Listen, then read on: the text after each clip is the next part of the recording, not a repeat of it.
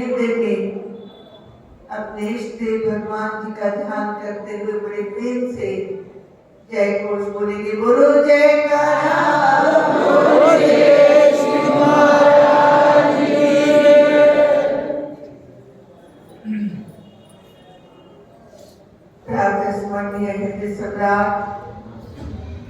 मेरे घटघटवासी श्रीनगर निवासी भगवान जी, परमहंस दयाल जी महाराज जी एवं मेरे गुरु पिता भगवान परमहंस सत्याग्रह महाराज के चरणारविंदों में कोटि कोटि नमन। उनके श्री चरणों में आई हुई उनकी प्यारी संगत,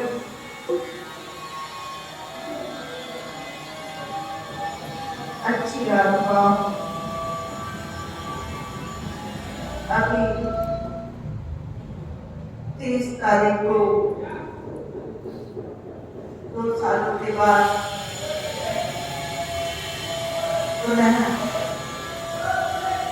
सुभाष नगर के बच्चों ने एक उल्लास, एक उत्साह के साथ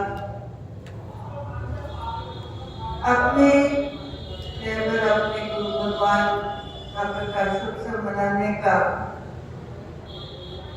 जो संकल्प किया था,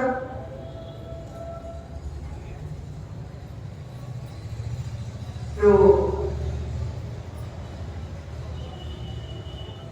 कर्म के रूप में सामने आया, हम सब ने मिलकर अपने गुरु भगवान का प्रकाश उत्सव, जब भी कोई महापुरुष इस धरती पर जन्म लेता है, अवतार लेता है, तो संसार से अंधकार मिट जाता, अज्ञानता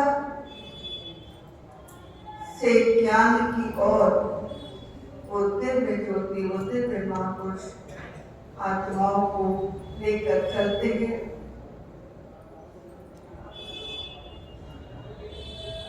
दो वर्ष बीच में ऐसा कुछ भी नहीं हो पाया। सभी बच्चों की बहुत प्रशंसा करती हूँ मैं। मनोज जी और गुलशन जी के सानिध्य में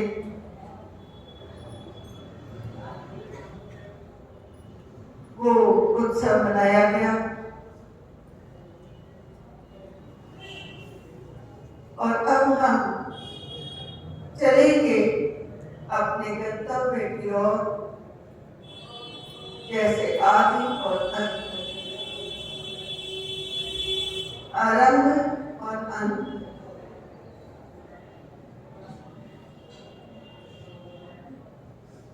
आदि स्थान हमारा परम पूज्य गुरुदेव भगवान का ये राजयोग मंदिर, इसकी नींव उन्होंने 1964 में कार्तिक पूर्णिमा को रखी। ये सुंदर भवन बनाया स्वामी केशवानंद महाराज जी ने। ये एक स्कूल नहीं, PhD का कॉलेज, राजयोग विद्या का वो स्थान जहां पर हमारे गुरुदेव भगवान ने जीवन का एक हिस्सा, और मेरा जहां तक अनुभव है 24 घंटे में से 22 घंटे परम पूज्य गुरुदेव स्वामी महाराज भजन में दिन गए। कभी कभी अपनी मौज वश कहते थे, जब भी कोई बच्चा घर से चलता है ना, तो मुझे यहाँ कि वो आ रहा। वो कौन सी दात थी?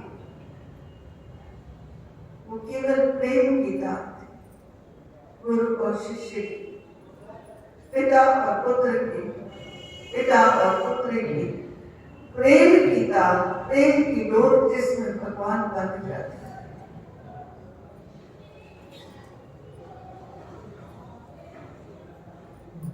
आज मुझे याद आ रहा है कि हमारे परम पूज्य गुरुदेव स्वामी केशवानंद सत्यार्थी जी महाराज 30 नवंबर का वो महोत्सव मनाने के बाद पहली तारीख से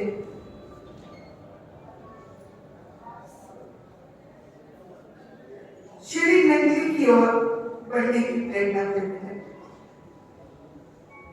एक ही समय बोधन करते थे 7 जनवरी।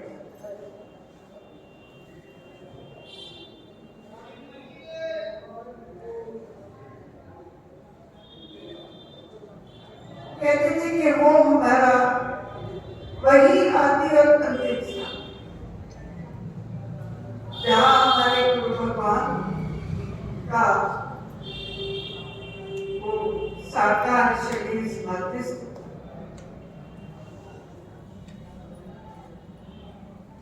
संत महापुरुष जाते नहीं है इस संसार से, उनका अस्तित्व निरंतर रहता है।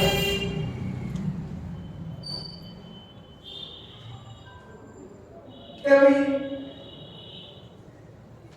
अपने हृदय में उतर कर देखना। वास्तव में जो भी मनोती कहते कि प्रेम की होता आपको टिकने नहीं देगा।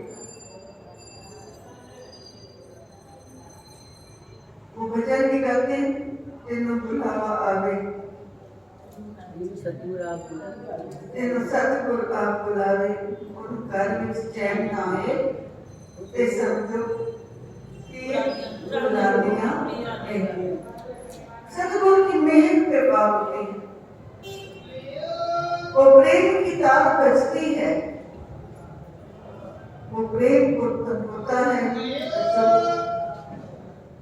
सिमरन कर, वो प्रेम उत्पन्न होता है सतगुरु के दरबार की सेवा करने से, वो प्रेम उत्पन्न होता है उस ब्रह्म शब्द का अजब जाप करने से, जिसका नाम ही बिना जपे स्वतः ही होता है। अभी बहुत सुंदर बता रहे थे मनोज, एक आग चलाते हैं तो चलती रहती है, गैस भी बदलता रहता है, बातें भी होती रहती है, सब कार्य होता रहता है। जो गुरुमुख अपने गुरुदेव के बताए हुए उन वचनों को मान लेता है,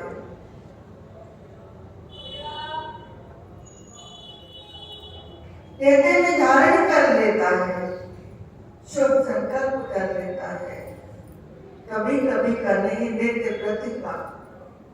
वो प्रेम ही कैसा जहाँ रोज का मिलन ना, वो प्रेम ही कैसा जहाँ रोज का दर्शन विदार ना, वो प्रेम ही कैसा जिसमें खुद खाया जाए और खुद ही दूसरी दुनिया में जाए। अरे गुरुमुख का तो एक एक श्वास, एक एक अंग प्रत्यंग, जिसको शब्द बड़ा आसान है ना, आत्मसमर्पण। समर्पण समर्पण समर्पण करके किसका समर्पण, किस वस्तु का समर्पण करना।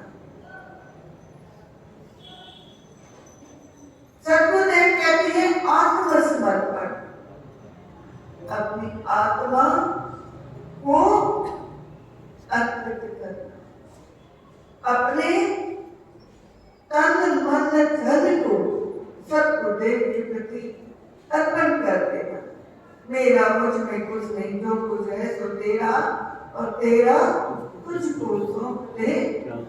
फिर रह गया क्या जाने का मेरा, मेरा फिर रह गया ना। उस मैं मेरे को ही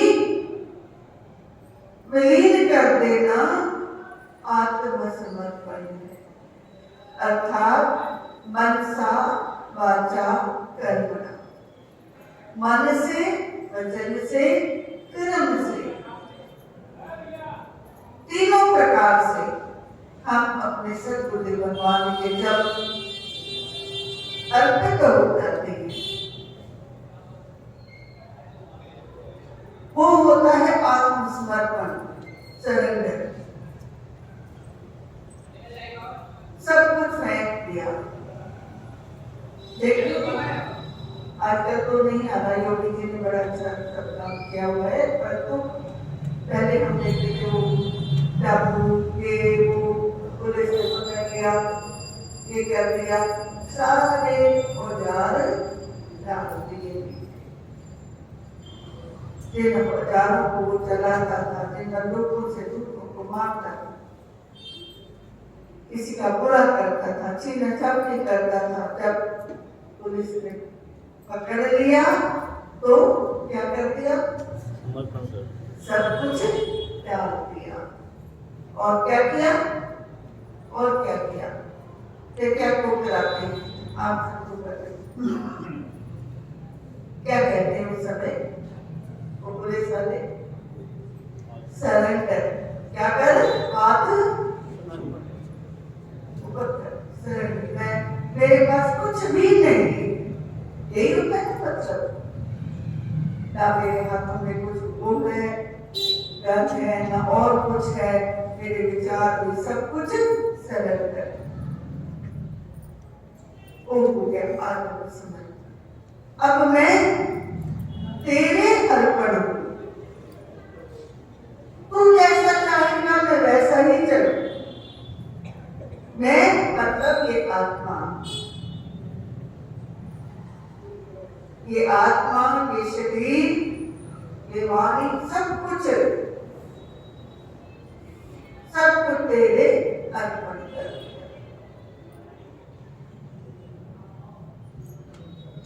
बहुत गहरा विषय है आत्मसमर्पण का, लेकिन मुझे लगता नहीं कि आत्मसमर्पण करना कुछ मुश्किल। अगर कृपा गुरुदेव की हो जाए तो पल भी नहीं लगता। क्यों? क्योंकि उस समय वो आत्मा अपने निज स्वरूप में विलीन होने का वो आनंद ले रही होती है। इस समय कोई भी आत्मा समर्पित वो नहीं देखता, उस समय वो आत्मा नहीं देखता संसार के संबंध, वो आत्मा नहीं देखता संसार में होने वाली गतिविधियां। वो देखता है तो केवल उस अर्जुन की तरह मछली की लक्ष्य भेद करवाने का। ये कैसे? केवल और केवल तेरा ध्यान देखना, नीचे ऊपर है और बाहर आंख को भेदन करेगा। उसने कोई उसका शरीर नहीं देखा कि कैसा है। पूर्ण रूप से ध्यान की एकाग्रता इतनी जबरदस्त हो गई कि केवल और केवल वो नेत्र ही देखा जिसको उसने भेदन करना। वो वास्तव में होती है ध्यान की अवस्था। ध्यान में कोई जरूरी नहीं कि हम लोग कौन से ऐसे बहुत देर तक बैठे नहीं, हम कर कुछ और नहीं होते हैं, ध्यान नहीं होते। उधर कई बार ऐसा हो जाता है, दूसरा व्यक्ति कहेगा अरे तेरा ध्यान कहाँ है? कार्य कर रहा है पर तेरा ध्यान कहाँ है? मां घर का सब काम काज करती है, पर जहां उसका प्रेम होता है उसका ध्यान निरंतर वहीं बना रहता है। इसलिए संत महापुरुष कहते हैं कि उस नाम से तू इतना प्रेम कर, इतना प्रेम कर के तेरे को केवल और केवल वही दिखे, उसी से बात हो, उसी के प्रेम में खो जाए, वो जैसा खिलाए प्रसाद समझ के खाए। हर कार्य जो है हमारे जीवन का उसके निमित्त हो, अपना आप है क्या जब समर्पण कर दिया, जब दे दिया, तो फिर क्या?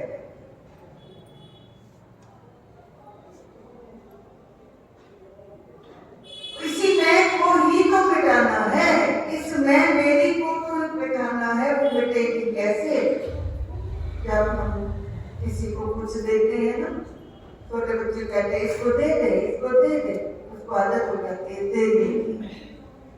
सुख दोगे सुख मिलेगा, प्यार दोगे प्यार मिलेगा, इज्जत दोगे इज्जत मिलेगी। और अगर हर सांस सांस में उसको याद करोगे तो एक पल भी गुरुदेव भगवान उस आत्मा से दूर नहीं। अनुभव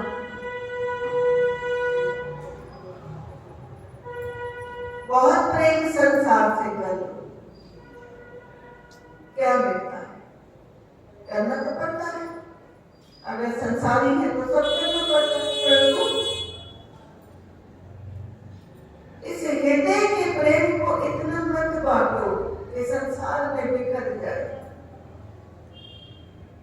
उस प्रेम की डोर को केवल और केवल उठते बैठते खाते पीते सोते जागते अपने हृदय की तार को अपने मालिक के साथ जोड़े रखोगे तो दिल ज्ञान मानते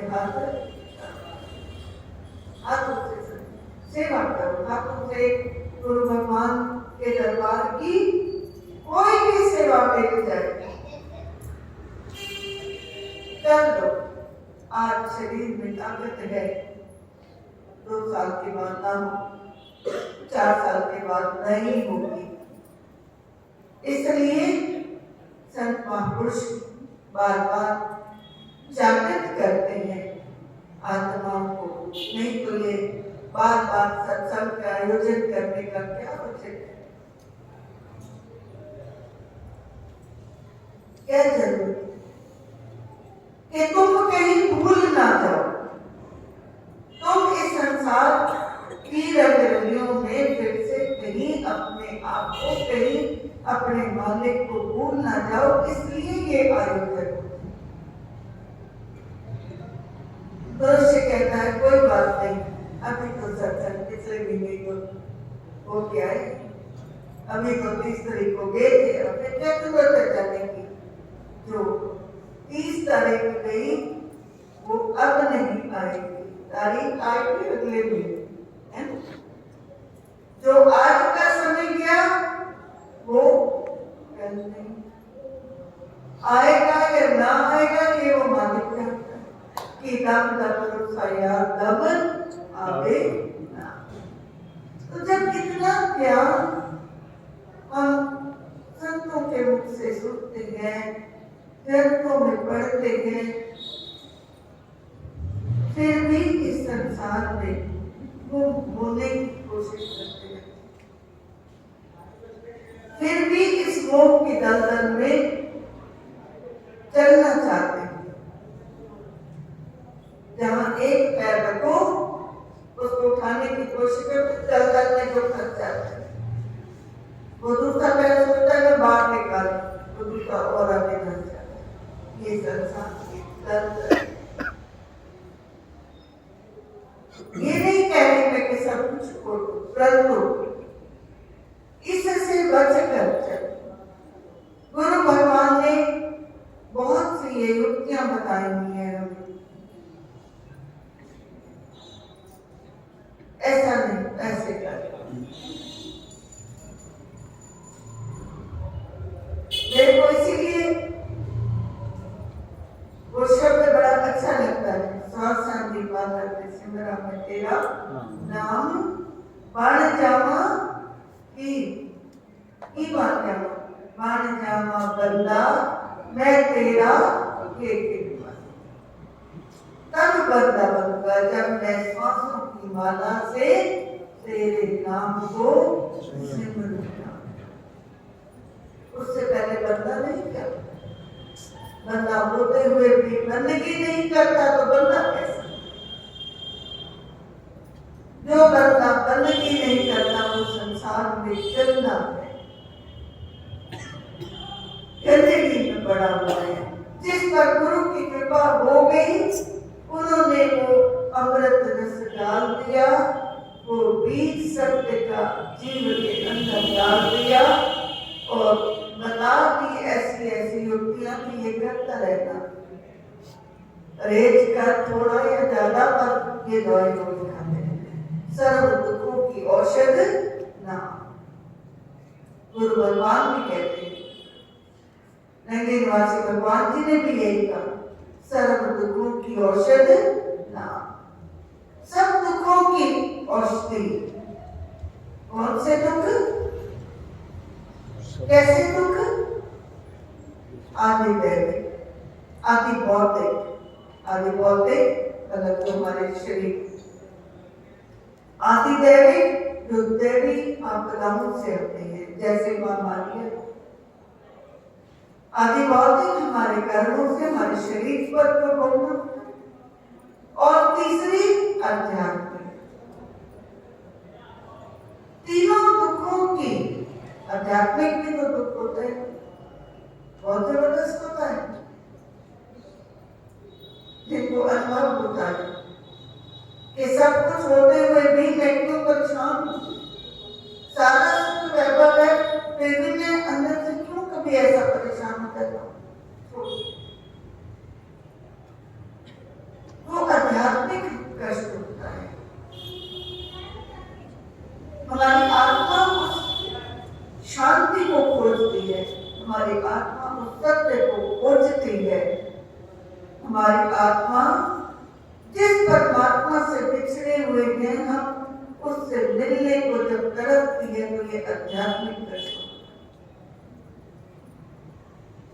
तो गुरु भगवान कहते हैं कि सभी दुखों की औषध नाम।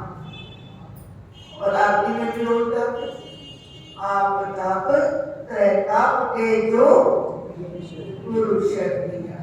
तीनों तापों से बचाने वाले सदगुरु मैं आपकी शरण में हूँ, ये आत्मा आपकी शरण में है, ये दिखाने का तो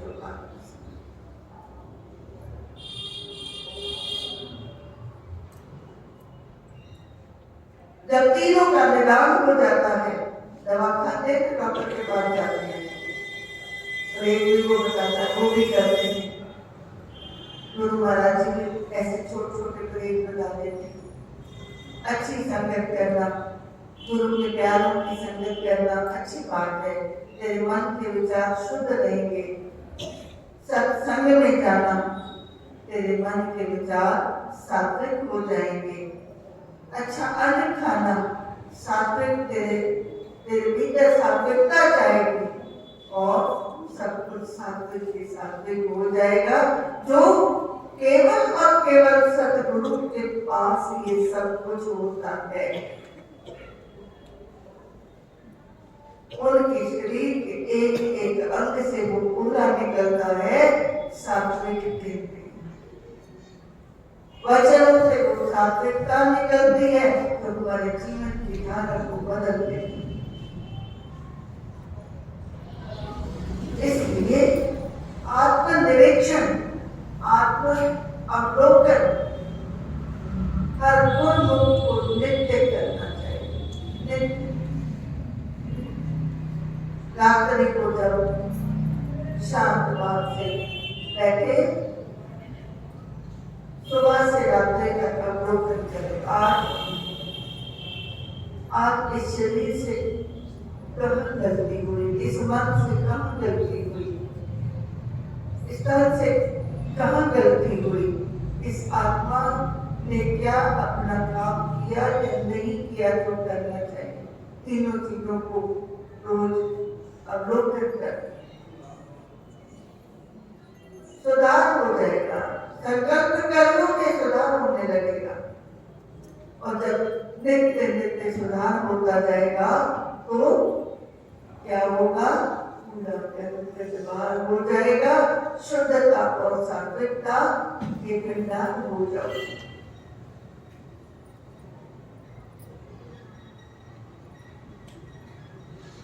व्यापारी अपने व्यापार को देखता है, बैलेंस शीट को बनाता है साल के बाद क्या किया क्या किया, है ना।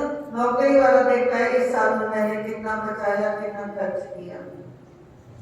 ऐसे ही हमें वर्ष का ये अंतिम माह है, सोचना कि पूरे वर्ष में हमने एक साल में 365 दिन, एक दिन में 24 घंटे, 24 घंटे में से मैंने कितनी देर भजन किया, कितनी देर मैंने संसार के काम किए, भजन छूट गया, कितनी देर मैंने किसी को अच्छा कर्म किया और कितनी देर मैंने अपने हृदय में किसी के प्रति विष दिया। सब कुछ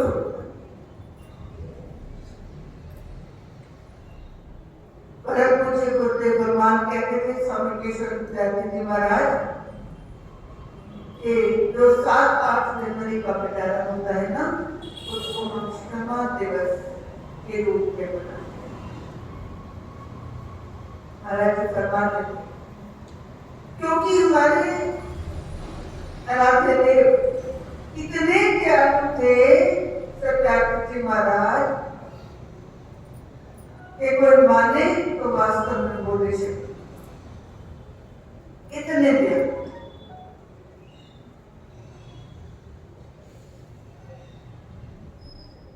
बिना मांगे सब कुछ लौटा देते थे, कहते थे यूं तो के कीमत तुम्हारी बहुत है, परंतु कोई प्यार से खरीदे तो मुफ्त में बिक जाते हैं। बोलो जयकारा। अपने विद्यार्थी भगवान को मैंने देखा, उनके ही एक ऐसे मित्र भी ऐसे बिल्कुल जैसे भाइयों का प्रेम होता है, वो कहीं थोड़ा सा भटक गए, कहीं नाम नहीं, और कुछ समय के बाद महाराज जी की शरण में फिर से आ।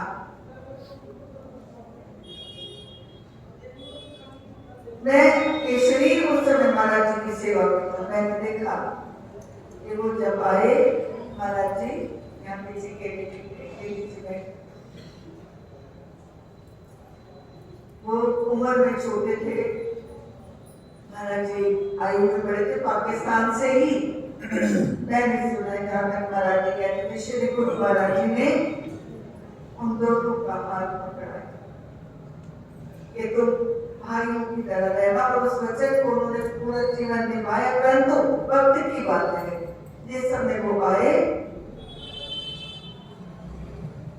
नाम बता दो उनका, ऐसे उनकी परिवार में बैठे चाचा देख रहा, उनको हम चाचा जी कहते हो गया थोड़ा सा कहीं। जब यहाँ आए मैंने देखा कि महाराज जी ने फिर से ऐसे बाई खोली, आगे आगे रखा और उन्होंने महाराज जी के चरण धो दिए का, जैसे मुझसे बोला नहीं जा रहा कुछ, क्षमा, इन आंखों ने वो देखा सी, कहते हैं भगवान चुप जाता है ना प्यार के पीछे, तो परम पूज्य गुरुदेव थोड़ा सा झुके, उन्होंने उनको कंधे से फिर ऊपर उठाया और अपने सीने के साथ लगाकर, बहुत देर तक लगाकर ऐसे कहते, कोई बात नहीं, कोई बात नहीं, कोई बात नहीं, मैं तुम्हें माफ किया, रोना। उनके आंसू पोंछे जैसे माँ बच्चे को लगा ले,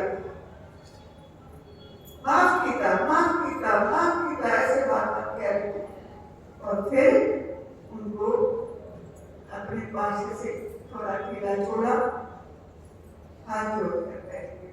मेरे को महाराज जी ने आज्ञा दी, निकी बच्ची जाके चाय बनाया, हम दोनों पिए। मैंने आज्ञा का पालन किया, चाय बनाकर लाई। तो कब मैं चाय लेके आई, मैं चाचा जी बैठे रहे, महाराज जी ने चाय पीनी शुरू की।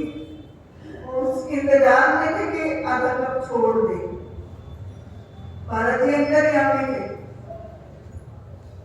उन्होंने 2 घूंट किया, चाय छोड़ दी।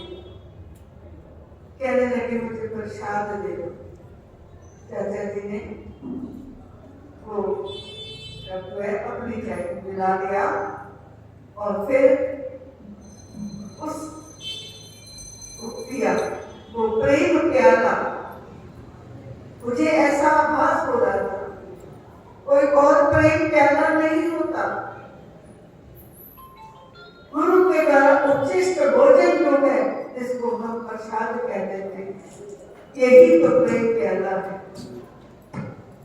वो उन्होंने पी और उसके बाद थोड़ी देर वार्तालाप होती रही उनकी, और फिर जब जाने लगे तो फिर महाराज जी ने कहा, इस जन्म नहीं अगो भी गलती करेगा तो भी माफ बोल जाएगा। ऐसे दयालु भगवान, ऐसे दयालु रहबर, ऐसे दयालु सतगुरु जिनकी हम संतान है,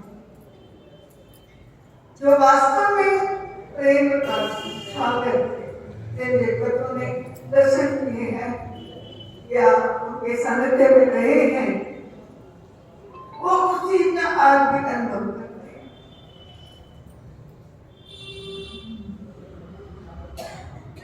तो अब हम सबने अपने सतगुरु को मनाने नहीं, रोकने नहीं है, क्षमा करने वाले हैं।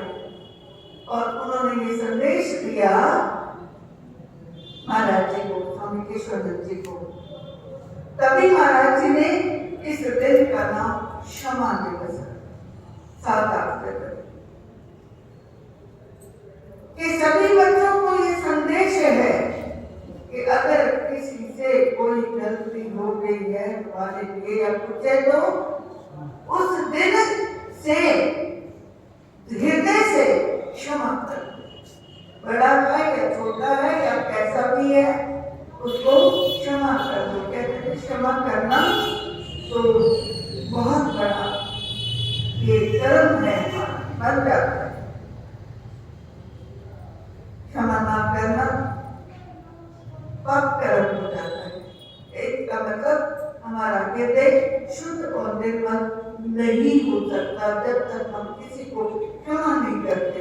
जिस दिन क्षमा कर देते हैं उस दिन वो बैर को पर्दा हट जाता है और तुम ही तू दिखता है, तुम ही तू की धुन अंदर बजने लग जाती है, वो अजपा की दाल निरंतर चलने लग जाती है और फिर आत्म साक्षात्कार, फिर अपने गुरुदेव भगवान से एकीकार हो जाता है, जिसमें न तू है न मैं, न कुछ आरज़ू है न कुछ जुस्तजू है। तो ऐसे प्रेम का भंडार, ऐसे प्रेम के वो साक्षात विग्रह है हमारे गुरुदेव भगवान। हर माह नहीं जा सकते तो कोई बात नहीं, 2 महीने में चले जाओ, साल चले जाओ, 7-8 जनवरी पर अवश्य जाना चाहिए, ताकि पूरे साल में हमसे जो कुछ भी अपराध हुआ, गलती हुई, हम क्षमा मांगे। और अगर किसी ने ऐसी गलती हमारे लिए की तो उसको क्षमा कर दें। तो बच्चों, अब हम दिल्ली से बढ़ेंगे अपने भगवान के चरणारविंदों की तरफ, नगली की ओर बढ़ोगे। नगली नगली नौ गली, गुरु महाराज ने कितना सुंदर उसकी व्याख्या की। नगली नगली नौ गली, जिथे बनिया मंदिर प्यारा है उठे बैठा मेरा सतगुरु न्याय। ये 9 गलियां 9 छिद्र बंद कर दो, नंगली नंगली 9 गली बंद कर दो। बहुत सुन लिया संसार की बातें, बहुत पा लिया, बहुत संसार से प्रेम कर लिया, परंतु भीतर बैठे हुए उस प्यारे सतगुरु से प्रेम कर लो, एकीकार कर लो, अपने उस ब्रह्म शब्द के द्वारा आत्म साक्षात कर लो, आत्म निवेदन कर लो, तो आत्मसमर्पण धीरे धीरे होने लगेगा और उनकी लिस्ट में हमारा भी कहीं नाम आ जाएगा। और जिस दिन हमें पुकारे तो समझ लो कि उस दिन हम पांच साथ को बुला रहे इसलिए अब हमें नित्य निरंतर उस 7-8 जनवरी के निर्माण दिवस निर्माण करके महाराज जी प्राप्त हुए, उन्हीं के श्री चरणों में नतमस्तक होने और अपनी गलतियों को क्षमा बख्शवाने के लिए उनके श्री चरणों की ओर बढ़ना है। और फिर से गुरुदेव भगवान के श्री चरणों में मैं प्रार्थना करती हूँ, हे मेरे भगवान, हे मेरे परमात्मा, हे मेरे सर्वदेव, ये अगला वर्ष नव वर्ष जिसकी 1 तारीख से हम इस बार महाराज जी की लिखी हुई श्रीमद् भागवत गीता का साप्ताहिक पाठ रखेंगे। वैसे हम श्री श्लोक दर्शक क्या रखते आए हैं, परंतु इस बार ऐसा विचार क्या गुरु महाराज जी की ही प्रेरणा है वो करेंगे वहाँ पर। और 2 तारीख का यहाँ पे जो बच्चे यहाँ होंगे सत्संग भी करेंगे और उसके बाद पुनः उस 7 और 8 जनवरी को उनके श्री चरणों की ओर जाएंगे, सेवा करेंगे, प्रेम करेंगे और अपनी झोलियां भर के ले आएंगे। भक्ति दान में दीजिए गुरु देवन के देव और दक्षिणा चाहिए प्रभु जी। बोलो दादा जी, इस दिन आपकी से बोल जयकारा श्री नंदी निवासी भगवान की जय, परम सत्याग्रही